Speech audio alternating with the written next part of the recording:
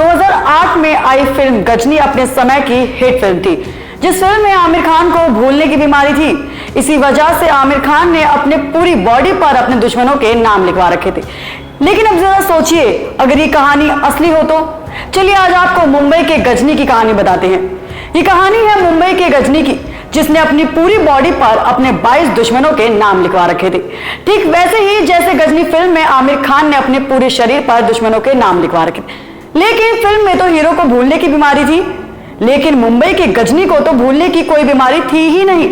उसने अपने शरीर पर अपने दुश्मनों के नाम इसलिए लिखवा रखे थे क्योंकि वो उन्हें देखकर ही जीता मरता था। लेकिन अब कमाल देखिए, इस आदमी के हाथों पर जो 22 दुश्मनों के नाम थे, उसमें से छठे नंबर पर जो नाम था, उसने ही इस गजनी का मर्डर किया था। बताते हैं कैसे। एक दिन पुलिस स्टेशन में एक कॉल आता है। जब पुलिस ये कॉल उठाती है तो पता चलता है स्पा के अंदर एक आदमी का कत्ल हो गया है, जिसको सुनते ही पुलिस के होश उड़ जाते हैं। पुलिस उस जगह पर पहुंचती है और देखती है कि एक शख्स खून से लथपथ पड़ा है। जब उस लाश को पोस्टमार्टम के लिए भेजा जाता है तो डॉक्टर भी देखकर हैरान हो जाता है। इसके बाद डॉक्टर पुलिस को बताता है कि जिस शख्स का कत्ल हुआ, उसके शरीर के हर हिस्सों पर उसके दुश्मनों के नाम लिखे हैं। और जब पुलिस उसके हाथों की तरफ देखती है तो पहले ऊपर लिखा होता है कि मेरे सभी दुश्मनों के नाम एक डायरी में लिखे हैं, कृपया उनकी जांच करें। इसके बाद एक सवाल आता है, आखिर ये शख्स था कौन जिसके दुश्मनों की लिस्ट इतनी लंबी थी। ये शख्स एक आरटीआई एक्टिव था, जो लोगों से फिरौती मांगता था और वसूली करता था, साथ ही लोगों को ब्लैकमेल भी करता था। इसका नाम था वाघमारे। वाघमारे के हाथों में बनी दुश्मनों की लिस्ट तरफ जब पुलिस देखती है तो छठे नंबर पर उस शख्स का नाम लिखा होता है जिसके स्पा में वाघमारे का कत्ल हुआ था। उस शख्स का नाम था संतोष सोरेकर, जिसका वह स्पा था। और तो और संतोष ने ही सबसे पहले पुलिस को वाघमारे के मरने की खबर दी थी। इसके बाद सवाल यह आता है, वाघमारे की दुश्मनी संतोष से कैसे होती है। दरअसल वाघमारे संतोष को भी ब्लैकमेल करता था, उससे वसूली करता था, जो कि इन दोनों की दुश्मनी की वजह हो सकती है। इसके बाद एक बात सोचने वाली है कि वाघमारे अपने ही दुश्मन के स्पा में कैसे पहुंचा।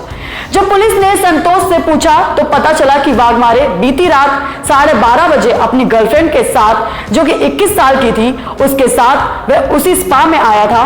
और उस समय स्पा में काम करने वाले सभी स्टाफ अपने घर जा चुका था। वाघमारे के कत्ल की बात खुद संतोष को सुबह ही पता चली थी और तभी उसने पुलिस को फोन किया था।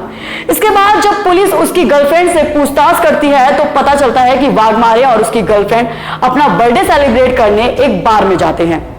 उसके बाद दोनों संतोष के स्पा पहुंचते हैं। इस बात का पता चलते ही पुलिस बार के बाहर लगे सीसीटीवी कैमरे चेक करती है और देखती है कि जब वाघमारे अपनी गर्लफ्रेंड के साथ वहां से जाता है तो दो लोग उसका पीछा करते हैं। और जब पुलिस उन दोनों शख्स से पूछताछ करती है और उनके फोन डिटेल्स देखती है तो पता चलता है कि उनकी बात काफी देर से स्पा के मालिक संतोष से हो रही थी, जिसमें संतोष उनको वाघमारे का कत्ल करने को कहता है। इस पूरी बात से यह तो साफ होता है कि यह कत्ल संतोष ने करवाया था और इसका पता चलते ही पुलिस ने संतोष को गिरफ्तार भी कर लिया। यह मामला तो यहां पर खत्म होता है, लेकिन इसके बाद एक हैरान करने वाली बात यह भी सामने आती है कि वाघमारे के पैरों पर उसके परिवार वालों के भी नाम लिखे थे। उसका तो अपने परिवार वालों से भी काफी विवाद था।